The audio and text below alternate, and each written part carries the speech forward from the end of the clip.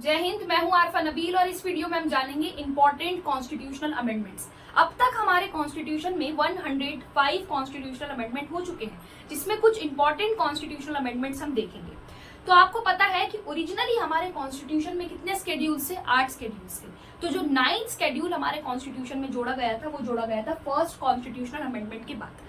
हमारे कॉन्स्टिट्यूशन में जो अमेंडमेंट करने का जो अधिकार है, कोई भी बदलाव करने का जो अधिकार है, वो किसके पास है? हमें पता है पार्लियामेंट के पास है, अंडर आर्टिकल 368। आर्टिकल 368 बात करता है कॉन्स्टिट्यूशन में अमेंडमेंट्स की। ठीक है, तो हम देखते हैं कि फर्स्ट कॉन्स्टिट्यूशनल अमेंडमेंट जो 1951 के अंदर हुआ था, उसमें जोड़ा गया था 9th स्केड्यूल। ओरिजिनली हमारे कॉन्स्टिट्यूशन में 8 स्केड्यूल्स थे और इस वक्त हमारे कॉन्स्टिट्यूशन में 12 स्केड्यूल्स हैं। मतलब 9, 10, 11, 12 समय समय जो है वो जोड़े गए हैं। तो 9th स्केड्यूल जो है वो फर्स्ट कॉन्स्टिट्यूशनल अमेंडमेंट के बाद जोड़ा गया था। उसके बाद हम देखते हैं आर्टिकल 19 क्लॉज 2 जो बात करता है freedom of speech and expression पे रेस्ट्रिक्शंस की। तो उसमें 3 नए रेस्ट्रिक्शंस जोड़े गए थे। ठीक है, वो 3 नए रेस्ट्रिक्शंस कौन से थे? सबसे पहला था आपका पब्लिक ऑर्डर। ठीक है, पब्लिक ऑर्डर के बेस पे रेस्ट्रिक्शन लग सकता है आपकी स्पीच और एक्सप्रेशन पर।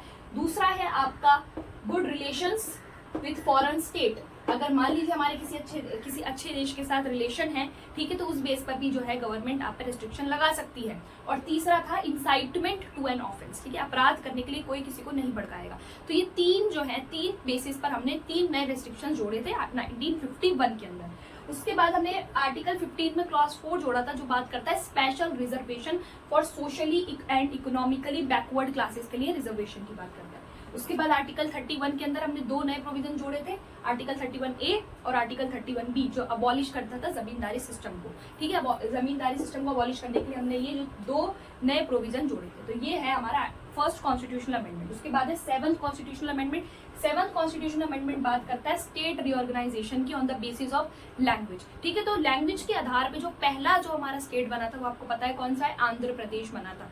ठीक है, तो ये 1956 में हुआ था, 7th कॉन्स्टिट्यूशनल अमेंडमेंट। ठीक है, और इस पे हम देखते हैं कि स्टेट रिऑर्गेनाइजेशन होगी किस बेसिस पे? लैंग्वेज के बेसिस पे। पहला जो था हमने part A, part B, part C, part D करके जो है अपने स्टेट्स को बांट रखा था। पर 1956 में हम देखते हैं कि हमने लैंग्वेज के बेस पर स्टेट बनाए थे। कितने स्टेट बनाए थे आपके? 14 स्टेट थे और यूनियन टेरिटरीज कितनी थी आपकी? 6। ठीक है, उसके बाद हमने देखा कॉमन हाई कोर्ट फॉर, ठीक है, एक कॉमन हाई कोर्ट हो सकता है 2 स्टेट्स के लिए भी। ठीक है, आर्टिकल 171 के अंदर भी हम देखते हैं कि चेंज हुआ था। लेजिस्लेटिव काउंसिल की जो मैक्सिमम स्ट्रेंथ कर दी गई थी, वो कितनी कर दी गई थी? 1/3 कर दी गई थी।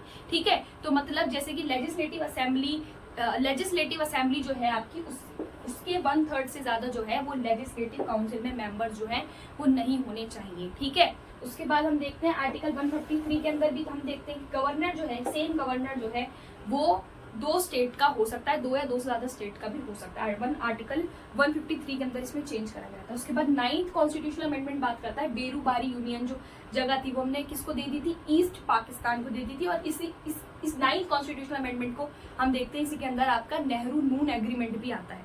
ठीक है, उसके बाद 10th कॉन्स्टिट्यूशनल अमेंडमेंट, इसमें हम देखते हैं कि दादर एंड नागर हवेली जो है उसको हमने इंडिया में इनकॉर्पोरेट करा था। इसको 7th यूटी बनाया था। हमने अभी पढ़ा है कि हमारी 6 यूटीज थी 1956 से। उसके बाद 12th कॉन्स्टिट्यूशनल अमेंडमेंट क्या थी? गोवा और दमन एंड दीव, इसको भी हमने क्या करा था? इंडिया के अंदर जो है इनकॉर्पोरेट करा था। इसको 8th यूटी हमने बनाया था। उसके बाद 13th कॉन्स्टिट्यूशनल अमेंडमेंट जो है, 13th कॉन्स्टिट्यूशनल अमेंडमेंट हम देखते हैं कि नागालैंड को हमने स्टेट का दर्जा दिया था। और आर्टिकल 371A के अंदर हमने उसको स्पेशल प्रोविजन जो है वो दिए थे। आर्टिकल 40 आपका कॉन्स्टिट्यूशनल अमेंडमेंट 14th जो था, ठीक है, 14th कॉन्स्टिट्यूशनल अमेंडमेंट के अंदर हम देखते हैं कि पुडुचेरी को हमने क्या करा था? इनकॉर्पोरेट करा था इंडिया के अंदर। उसके बाद 21st कॉन्स्टिट्यूशनल अमेंडमेंट बहुत इंपॉर्टेंट है, 1967 में ये हुआ था। और इसमें हमने सिंधी को क्या करा था? सिंधी को हमने अपनी ऑफिशियल लैंग्वेज बनाया था। ठीक है, इस वक्त हमारी कितनी ऑफिशियल लैंग्वेज है? इस वक्त हमारी 22 ऑफिशियल लैंग्वेजेस हैं। ठीक है, तो ये हमारी 15वीं ऑफिशियल लैंग्वेज बन गई थी। और आपको पता है ऑफिशियल लैंग्वेज कौन से शेड्यूल में बात की गई? ऑफिशियल लैंग्वेज के 8th शेड्यूल में। ठीक है, उसके बाद है आपका 22nd कॉन्स्टिट्यूशनल अमेंडमेंट 1969 में हुआ था। इसमें हमने मेघालय को फॉर्म किया था असम से, मतलब असम के अंदर से निकाल के। ठीक है, उसके बाद 24th कॉन्स्टिट्यूशनल अमेंडमेंट बात करता है कि प्रेसिडेंट को कंपलसरी कर दिया था कि वो कॉन्स्टिट्यूशनल अमेंडमेंट बिल पर अपना एसेंट दे ही दे। ठीक है, तो ये 36th कॉन्स्टिट्यूशनल अमेंडमेंट सिक्किम को हमने फुल फ्लैट स्टेट बना दिया था इंडिया का।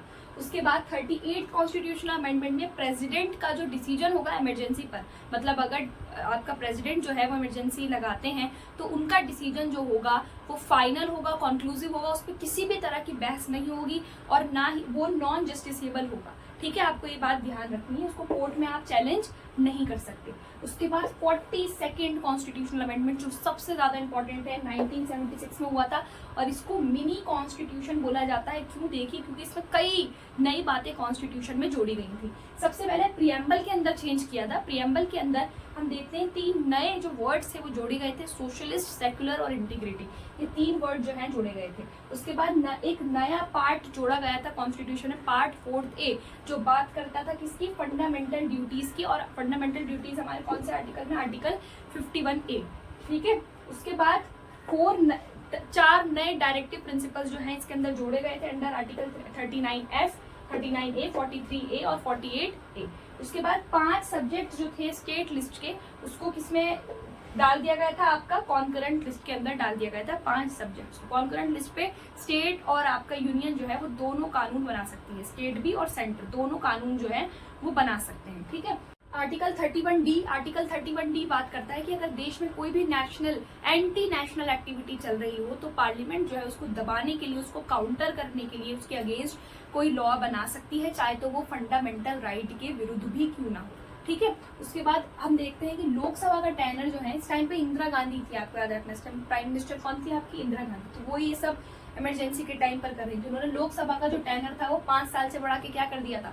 6 साल कर दिया था। ठीक है, अपना 1 साल जो है वो अपने आप जो है उन्होंने लोकसभा का बढ़ा लिया था।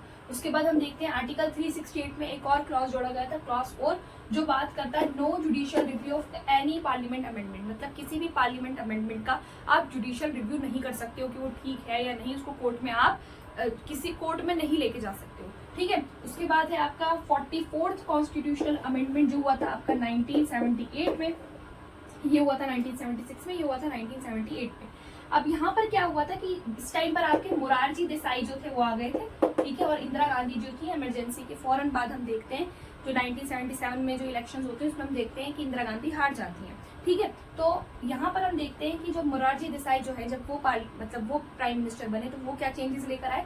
सबसे पहले तो उन्होंने लोकसभा का टेनर से फिर से रिस्टोर करा, जो 5 साल था वही 5 साल किया। उसके बाद उन्होंने हमारे कॉन्स्टिट्यूशन में पहले लिखा हुआ था इंटरनल डिस्टर्बेंस। ठीक है, तो इंटरनल डिस्टर्बेंस को हटा के कि नेशनल इमरजेंसी इंटरनल डिस्टर्बेंस के बेस पर भी लग सकती है, तो वो हटा के इन्होंने क्या कर दिया? Arm rebellion. ठीक है, उसके बाद हम देखते हैं नेशनल इमरजेंसी सिर्फ स्पेशल मेजोरिटी से ही अब लगा सकते हो आप। ठीक है, और ऐसे नहीं कर सकते कि आपने सिर्फ प्रेसिडेंट को फोन करके कह दिया कि इमरजेंसी इंपोज करनी है, इस तरह से नहीं होगा। अब क्या होगा? एक रिटर्न एडवाइस जो है कैबिनेट की, जब तक प्रेसिडेंट को नहीं देगा उस रिटर्न एडवाइस के बेस पर ही इमरजेंसी लगेगी कैबिनेट पे। ठीक है, और यहाँ पर सबसे पहले कैबिनेट वर्ड यूज हुआ था, आपको याद रखना है। कॉन्स्टिट्यूशन में कैबिनेट कहीं नहीं लिखा गया। इस ये जो 44th कॉन्स्टिट्यूशनल अमेंडमेंट हुई थी इसमें इसका जिक्र आया था कैबिनेट का। उसके बाद हम देखते हैं राइट टू प्रॉपर्टी जो था, ठीक है, उसको हमने लीगल राइट बना दिया था। पहले वो फंडामेंटल राइट था, उसको लीगल राइट बना दिया था। अब वो कौन से आर्टिकल में? आर्टिकल 300A में। उसके बाद हम देखते हैं आर्टिकल 20 और 21A। ठीक है, तो जो right to liberty, right to life की बात करता है, उसमें हम देखते हैं कि इनको इमरजेंसी के टाइम पर भी सस्पेंड नहीं किया जा सकता है। उसके बाद डिटेंशन का इन्होंने जो टाइम पीरियड बताया था वो सिर्फ 3 मंथ। अगर आप किसी को डिटेंशन में शक के बिना पर आप किसी को रख भी रहे हो तो 3 महीने से ज्यादा उसको नहीं रख सकते हो। ठीक है, उसके बाद हम देखते हैं कि आर्टिकल 74 के अंदर भी चेंज किया गया था क्या, कि प्रेसिडेंट को ये पावर दी गई थी कि वो एक बार काउंसिल ऑफ मिनिस्टर्स का जो एडवाइस है उसको रिटर्न कर सकता है सोचने समझने के लिए। ठीक है, तो ये हमने 72nd कॉन्स्टिट्यूशनल अमेंडमेंट हमें बताता है डिफेक्शन के बारे में, दल बदल के बारे में, किस तरह से कोई मेंबर डिस्क्वालीफाइड हो जाएगा पार्लियामेंट की, लोकसभा का और स्टेट लेजिस्लेचर का, किस तरह से कोई मेंबर डिस्क्वालीफाइड हो जाएगा on the basis of defection. ठीक है, ये हमें बताता है। इसमें हम देखते हैं कि कॉन्स्टिट्यूशन में एक नया स्केड्यूल जोड़ा गया था, 10th स्केड्यूल। 9th स्केड्यूल कब जोड़ा गया था? 1951 में बाय फर्स्ट कॉन्स्टिट्यूशनल अमेंडमेंट, और 10th स्केड्यूल कब जोड़ा गया था? 52nd कॉन्स्टिट्यूशनल अमेंडमेंट के बाद। ठीक है, 61st कॉन्स्टिट्यूशनल अमेंडमेंट बात करता है वोटिंग एज की, जो हमारी पहले 21 साल थी उसको हटा के 18 साल कर दी गई। उसके बाद 69th कॉन्स्टिट्यूशनल अमेंडमेंट बात करता है national capital territory of Delhi की, इसको स्पेशल दर्जा दिया गया था, क्या नाम देकर? National capital territory of Delhi. ठीक है, उसके बाद 71st कॉन्स्टिट्यूशनल अमेंडमेंट बहुत इंपॉर्टेंट है, इसमें हमने 3 नई ऑफिशियल लैंग्वेजेस जोड़ी थी 8th शेड्यूल में। आपको याद रखना है कि ऑफिशियल लैंग्वेजेस कौन से शेड्यूल में? 8th शेड्यूल में। तो इसके लिए एक ट्रिक है नमक, ठीक है। तो आपका क्या हो गई, कोंकणी, मणिपुरी और नेपाली, ये जो 3 लैंग्वेजेस हैं ये जोड़ी गई थी आपकी बाय कौन से अमेंडमेंट, 71st कॉन्स्टिट्यूशनल अमेंडमेंट। उसके बाद 73rd कॉन्स्टिट्यूशनल अमेंडमेंट बहुत इंपॉर्टेंट 1992 में हुआ था और पंचायती राज से इंपॉर्टेंट है, ठीक है। इसमें हमने नया स्केड्यूल जोड़ा था, देखिए 11 स्केड्यूल, ठीक है, अब ये 12 हो जाएंगे, ठीक है। 11 स्केड्यूल जो है इन्होंने जोड़ा था और इसमें कितने आइटम्स है आपके 29 आइटम सब्जेक्ट जो थे इसके अंदर थे। और इसमें हमने देखते हैं कि हमने कॉन्स्टिट्यूशनल स्टेटस दिया था किसको, पंचायती राज इंस्टीट्यूशंस को हमने क्या दे दिया था, कॉन्स्टिट्यूशनल स्टेटस दे दिया था। कौन सा स्केड्यूल जोड़ा था, 11 स्केड्यूल जोड़ा था। कितने आइटम्स थे आपके, 29 आइटम्स। ये बताइए कि पंचायती राज दिवस जो है वो कब मनाया जाता है, ठीक है। उसके बाद हम देखते हैं 74th कॉन्स्टिट्यूशनल अमेंडमेंट। इसमें हमने कॉन्स्टिट्यूशनल स्टेटस दिया था किसको, अर्बन बॉडीज जो थी उनको, ठीक है, म्युनिसिपैलिटीज, ठीक है। तो हमने देखते हैं कि इसमें हमने 12 स्केड्यूल जोड़ा था। 11 स्केड्यूल किससे रिलेटेड है, आपका पंचायती राज से, और आपका 12 स्केड्यूल किससे रिलेटेड है, आपकी अर्बन एडमिनिस्ट्रेशन से, अर्बन लोकल एडमिनिस्ट्रेशन, जिसमें हम देखते हैं म्युनिसिपैलिटीज, नगर निगम, नगर, इस तरह से चीजें आती हैं, ठीक है। नया पार्ट जोड़ा गया था इसमें आपका पार्ट 9A, ठीक है, याद रखना है आपको। और इसमें नया पार्ट था पार्ट 9 और इसमें था न्यू पार्ट 9A। उसके बाद 84th कॉन्स्टिट्यूशनल अमेंडमेंट हम देखते हैं कि हमने सीट्स को मतलब फ्रीज कर दिया था किसकी, लोकसभा और स्टेट लेजिस्लेटिव असेंबली की, 2026 तक इसमें किसी भी तरह का कोई भी इंक्रीज नहीं होगा, ठीक है। उसके बाद 86 कॉन्स्टिट्यूशनल अमेंडमेंट बहुत इंपॉर्टेंट है। इसमें हम देखते हैं कि एलिमेंट्री एजुकेशन फ्री और कंपलसरी होगी। इसमें इसके लिए हमने आर्टिकल 21A कॉन्स्टिट्यूशन में ये नया आर्टिकल था, ठीक है, ये नया आर्टिकल था जो हमने 86 कॉन्स्टिट्यूशनल अमेंडमेंट के बाद जोड़ा था, ठीक है। उसके बाद हम देखते हैं कि 11 फंडामेंटल ड्यूटी, पहले हमारी फंडामेंटल ड्यूटीज जो थी वो 10 थी। उसके बाद हम देखते हैं 11th फंडामेंटल ड्यूटी जो थी वो 86 कॉन्स्टिट्यूशनल अमेंडमेंट के बाद जोड़ी गई थी। और फंडामेंटल ड्यूटीज कौन से आर्टिकल में, आपका आर्टिकल 51A। उसके बाद है आर्टिकल 89 कॉन्स्टिट्यूशनल अमेंडमेंट, ये कॉन्स्टिट्यूशनल अमेंडमेंट है, मैंने आज शायद आर्टिकल बोल दिया। आपका 89th कॉन्स्टिट्यूशनल अमेंडमेंट बात करता है separate combined commission for schedule caste and schedule tribe. पहले इन दोनों का कंबाइंड कमीशन होता था, शेड्यूल कास्ट और शेड्यूल ट्राइब का, पर बाद में इसको हमने अलग कर दिया। कैसे, हमने national commission for schedule tribe को कौन से आर्टिकल में डाल दिया, आर्टिकल 338A में, और नेशनल कमीशन शेड्यूल कास्ट को हमने किस में डाल दिया, आर्टिकल 338 में, ठीक है, याद रखना है। आर्टिकल 338A जो है वो national commission for schedule tribe है, और national commission for schedule caste जो है वो किसमें, आर्टिकल 338 में। उसके बाद 92 कॉन्स्टिट्यूशन, आपका 92 कॉन्स्टिट्यूशन अमेंडमेंट में, इसमें हम देखते हैं 4 जो है ऑफिशियल लैंग्वेजेस जोड़ी गई थी। इसमें बोडो में थाली, ठीक है, इस तरह से ट्रिक है, बोडो में थाली, तो बोडो, डोगरी, मेथाली और संथाली, ये 4 ऑफिशियल लैंग्वेजेस जो हैं कॉन्स्टिट्यूशन आपके 8 स्केड्यूल में जोड़ी गई थी और अब ये हो गई है 22, ठीक है। उसके बाद हम देखते हैं 99 कॉन्स्टिट्यूशनल अमेंडमेंट। 99 कॉन्स्टिट्यूशनल अमेंडमेंट बहुत इंपॉर्टेंट है। इसमें हम देखते हैं नेशनल जुडिशियल अपॉइंटमेंट कमीशन जो है बात की गई थी कि सुप्रीम कोर्ट और हाई कोर्ट के जजेस के लिए एक अलग सिस्टम बनाया जाएगा। जो पहले कोलिजियम सिस्टम चलता था उसको हटाने की बात की गई थी कि इसको हटा दिया जाएगा और एक नया सिस्टम लाया जाएगा जिसको बोलेंगे नेशनल जुडिशियल अपॉइंटमेंट कमीशन। हालांकि ये उसको नलिफाइड कर दिया गया है, ये अब भी हम देखते हैं कोलिजियम सिस्टम ही फॉलो होता है, ठीक है। 100 कॉन्स्टिट्यूशनल अमेंडमेंट बहुत इंपॉर्टेंट, हम देखते हैं कि इसमें जो 3 बीघा कॉरिडोर है इंडिया और बांग्लादेश की टेरिटरी से रिलेटेड, एक्सचेंज ऑफ टेरिटरी से रिलेटेड है इंडिया और बांग्लादेश की, ठीक है। इसमें हम देखते हैं 3 बीघा कॉरिडोर जो है वो हमने किसको दे दिया था, आपका बांग्लादेश को। 101 कॉन्स्टिट्यूशनल अमेंडमेंट बहुत इंपॉर्टेंट है, आपको पता है जीएसटी से रिलेटेड है। 102 कॉन्स्टिट्यूशनल अमेंडमेंट किससे रिलेटेड है, national commission for backward classes. हम देखते हैं कि हमने national commission for backward classes को यहाँ पर हमने कॉन्स्टिट्यूशनल स्टेटस दे दिया था। आपका 103rd कॉन्स्टिट्यूशनल अमेंडमेंट जो है वो है आपका किससे, EWS इकोनॉमिक वीकर सेक्शन के लिए हमने 10% रिजर्वेशन का प्रावधान किया था कि पब्लिक एम्प्लॉयमेंट में इनको 10% रिजर्वेशन होनी चाहिए। उसके बाद 104th कॉन्स्टिट्यूशनल अमेंडमेंट जो है वो क्या था कि एंग्लो इंडियंस जो आपकी लोकसभा में जो एंग्लो इंडियंस होते थे उनको हटाने की बात जो है वो की गई थी, ठीक है। अब एंग्लो इंडियंस जो है, पहले हमारी जो मैक्सिमम स्ट्रेंथ थी वो कितनी थी, 552, ठीक है। तो 552 में से जो 2 थे वो क्या होते थे, एंग्लो इंडियंस होते ही होते थे, पर अब एंग्लो इंडियंस का कोई भी प्रोविजन हमारे कॉन्स्टिट्यूशन में नहीं है क्योंकि 104th कॉन्स्टिट्यूशनल अमेंडमेंट ने इसको हटा दिया था, ठीक है। उसके बाद हम देखते हैं कि एक और चीज इसमें की थी 104 कॉन्स्टिट्यूशनल अमेंडमेंट, एससी और एसटी के लिए रिजर्वेशन को 10 साल और बढ़ा दिया था, ठीक है। 1950 से जो है चलता हुआ आ रहा है और 1950 से हर 10 साल के बाद इसको बढ़ाया जाता है, तो अभी 2030 तक कर दिया गया था, ठीक है।